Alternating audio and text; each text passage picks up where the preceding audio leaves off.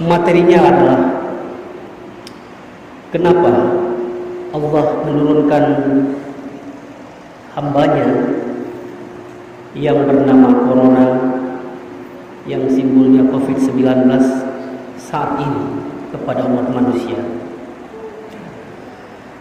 Nah, materi ini sangat berkaitan menurut saya dengan surat Al-Fat ayat 29 yang telah kita sampaikan pada Jumat yang lalu. Ayat tersebut berbunyi, Bismillahirrahmanirrahim, Muhammadar Rasulullah walladzina ma'ahu asyidda'u 'alal kufar ruhama'u bainahum tarahum ruk'an sujada yabtaghuna fadlan minallahi wa ridwana simahum fi wujuhihim min atharis sujud. Shadaqallahul 'azim. Surat Al-Fat ayat 29 ini adalah Allah ingin memperlihatkan kepada kita tentang jati diri umat Islam yang kuat itu bagaimana. Yang pertama kata Allah adalah Muhammadur Rasulullah. Muhammad itu adalah utusan Allah, di mana tidak ada utusan lain yang menjadi pemimpin umat Islam setelahnya. Itu pengertiannya. Namun sebaliknya, hari ini Indonesia bahkan dunia telah melahirkan banyak aliran-aliran sesat. Bahkan di Aceh sendiri tahun 2016 oleh wakil ulama Aceh yaitu Tunku Faisal Ali mengumumkan bahwa ada sekitar 32 aliran sesat yang ada di Aceh ini. Dan bahkan 24 diantaranya itu kalau ditelusuri jalurnya tidak ada satupun yang sampai kepada Abuya Mudawali. Jadi sebenarnya di Aceh ini simpel saja. Kalau kita mau belajar kepada suatu tempat, kita lihat telusuri jejak gurunya itu dari mana silsilahnya. Kalau sampai ke Abuya Mudawali, nah silahkan. Karena tidak ada sampai hari ini yang mengatakan bahwa guru-guru yang mengajar kepada kita yang silsilahnya sampai ke Abuya Mudawali hana alam yang bekas sesat hana. Dan waktu kutboh yang bekas ulama menolnya disinyalir yang hana musabah pihit aliran ini. Nasi yang hana sesat.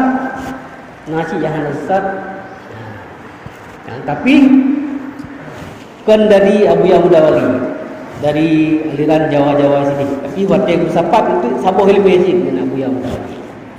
Jadi sebenarnya itu simpel kan. Jadi baik merno kepada ulun-ulun yang silsilah haji hana mohosau. Karena pada dasarnya nyan adalah orang-orang yang tidak menjadikan Muhammad sebagai utusannya. Yang kedua, ciri umat Islam yang kedua yang kuat adalah walladzina ma'ahu asyidda'u 'alal kufar. Orang-orang yang beserta Nabi Muhammad itu, yang mengakui Nabi Muhammad itu sebagai utusannya, adalah orang-orang yang tegas terhadap kekafiran, terhadap bentuk kekafiran, terhadap gaya hidup yang hampir-hampir sama dengan kafir.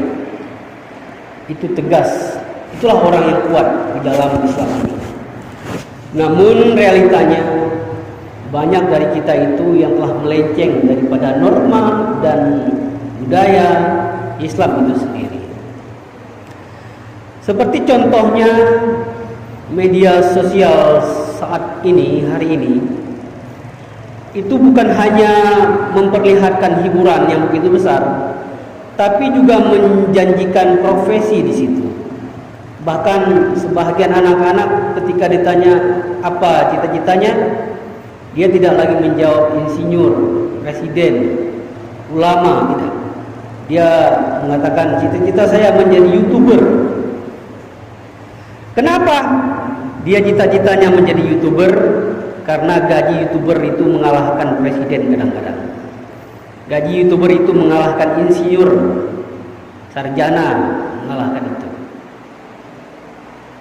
Tetapi pada akhirnya anak-anak kita memilih cara yang tidak sesuai dengan etika dan budaya umat Islam. Seperti contoh konten TikTok yang sangat digandrungi oleh kaula muda pada hari ini. Itu menampilkan gaya-gaya yang tidak etis di dalam Islam. Tetapi orientasinya bukan itu, bukan etis atau tidak, tetapi sejauh mana banyak viewernya, banyak penggemarnya, banyak pengikutnya. Semakin banyak pengikutnya, semakin banyak pundi-pundi uang yang akan masuk pada dia. Bahkan kadang-kadang kita lihat ada orang Islam, bukan anaknya, mamahnya sendiri. Karena dilihat ada peluang di situ, beli HP buat anaknya, kemudian di-download aplikasi TikTok itu, kemudian mengajak anaknya untuk bersama-sama memperlihatkan, mempertontonkan tingkah-tingkah yang tidak sesuai dengan Islam. Ini berarti apa? Hari ini umat Islam itu sudah tidak asyidda wala kufar, tidak tegas terhadap bentuk kekafiran. Itu yang kedua. Kemudian yang ketiga, ruhama ubainahum. Umat Islam yang kuat itu adalah umat yang kasih sayang di antara sesamanya. Dan sebaliknya hari ini realita kita lihat sendiri, Islam terpecah belah. Siapa yang memecah belahkan itu adalah orang Islam itu sendiri. Al-Islamu mahjubun bil muslimin.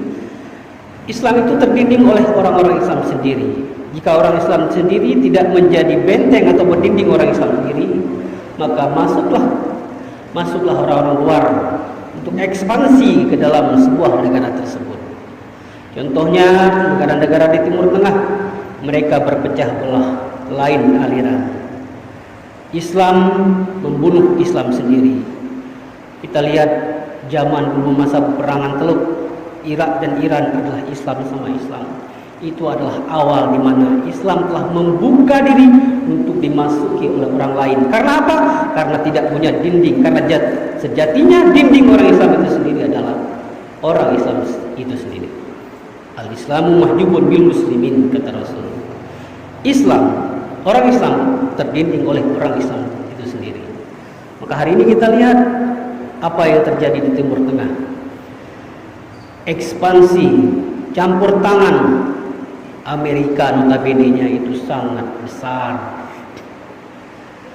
Para hadirin kaum muslimin yang berbahagia, akhirnya Islam tidak lagi menyayangi sesama Islam. Itu contoh yang besar. Contoh yang kecil di depan mata kita adalah momen pemilu, satu rumah lain partai, abang dan adik jadi bermusuhan. Di kampung saya, ya, itu melilit barang adik ngadu gara-gara salah parti. Yang dipilih kan awal lain yang pilih, yang melilit barang awalnya. Ini membuktikan bahwa hari ini umat Islam tidak ruhama bainahum. Kemudian tarahum ruk'an sujadaya badawuna fadlan minallah wa ridwana. Kemudian ciri khas ataupun ciri umat Islam yang kuat selanjutnya adalah orang yang sujud dan rukunya mengabdi kepada Allah hanya mengharapkan satu saja, yaitu ridha Allah Subhanahu wa taala.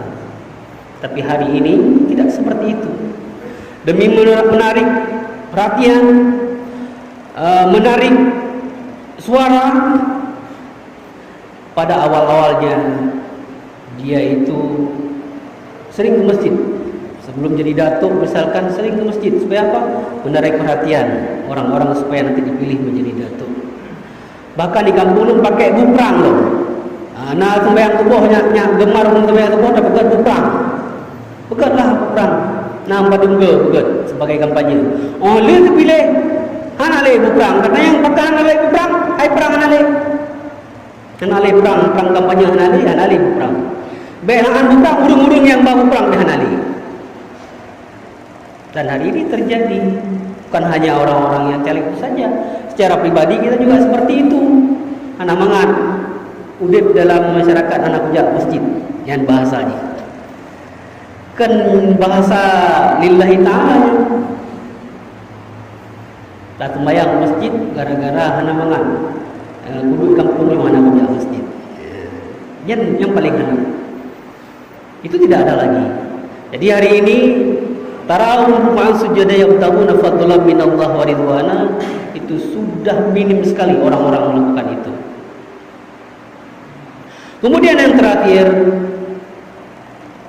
simahum fi wujuhi min asari sujud.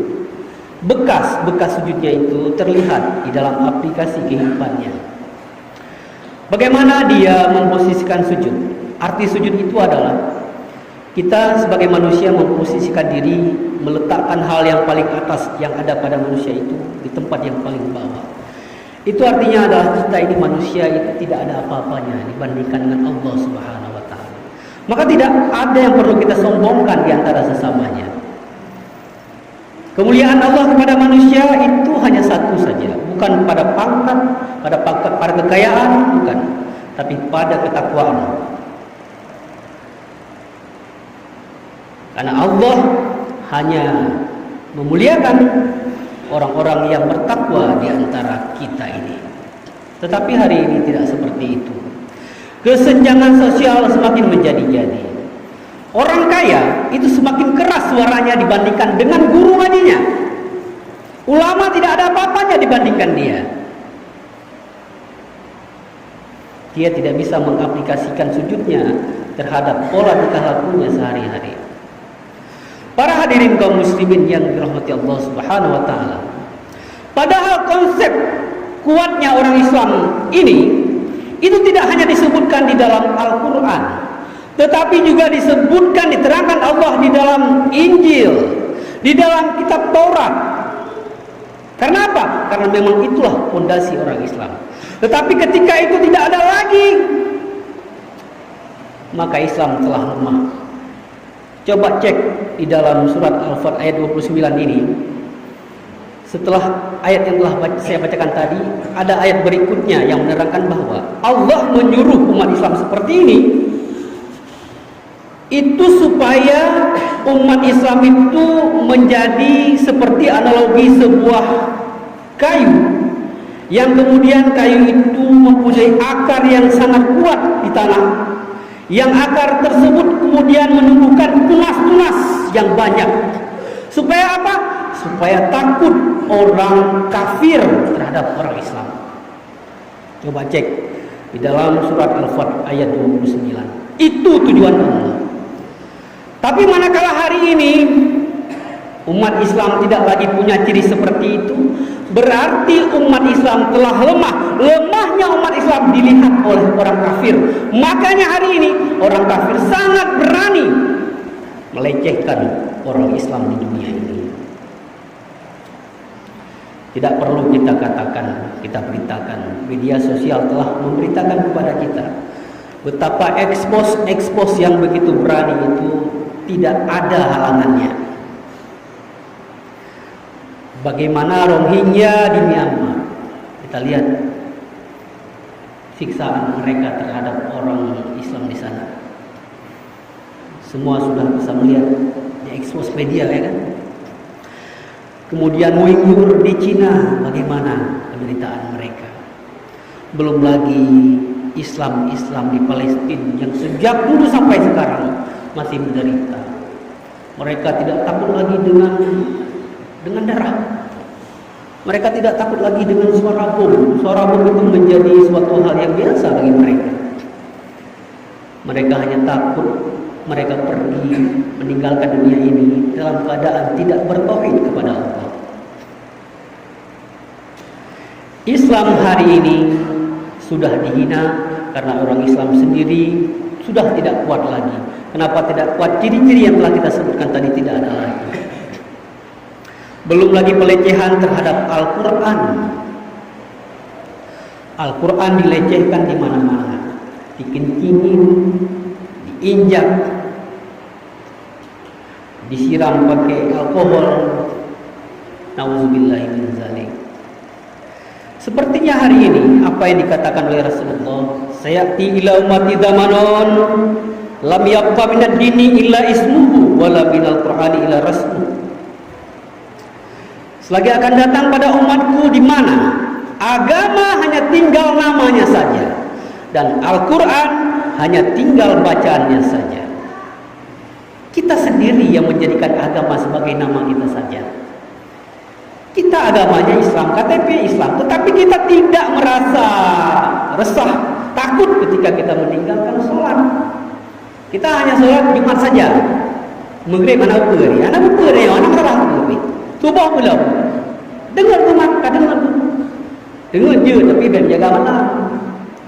Dia kalau itu menjaga malam, tidak jaga subuh, tetap jaga malam. Tanya kedua yang lagi nya, uronyo. Al-Quran menancit sembahyang matang. Fatihah hana utai. Padahal Fatihah hana utai, hana tak sembahyang makan. Karena Fatihah hanya rukun. Rukunnya adalah sesuatu yang membuat sebuah ibadah tidak sah tanpa ada dia, dan dia ada di dalam sesuatu tersebut. Kah hanya Fatihah tak hana merdu. Jadi kadruh yang dipilih Nabi yang kadruh. Maka hari ini atas pelecehan Islam itulah, atas pelecehan terhadap Al-Quran itulah Allah Subhanahu wa ta'ala menurunkan bala tentaranya yang bernama Corona.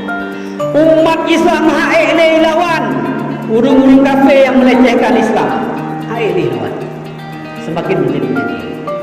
Tetapi ingat surat Ali Imran ayat 19, Inna dina indallahil Islam, kata Allah. Hanya saja agama yang aku ridai itu Islam. Artinya apa? Manakala Islam tidak lagi diridai, dilecehkan, maka akulah yang akan memuliakannya. Hari ini Allah yang memuliakan Islam. Inna nahnu nazzalna al-Quran wa inna lahu lahafidun. Sesungguhnya kami yang menurunkan Al-Quran dan kamilah yang menjaganya. Manusia tidak sanggup menjaganya. Maka manusia hari ini lemah, dan Allah menunjukkan apa yang dikatakannya. Islam, Al-Quran telah dilecehkan. Maka hari ini melalui Corona ini Allah ingin mengembalikan, ingin memelihara Islam, ingin menjaga Al-Quran. Inilah mengapa Allah Subhanahu wa ta'ala menurunkan bala tentaranya yang bernama Corona, yang dikodekan dengan COVID-19 ini. Dan apakah setelah ini manusia akan kembali mengambil hikmah atas kejadian ini semua? Kalau tidak, nantikanlah, saksikanlah, sungguh akan ada lagi pertahanan-pertahanan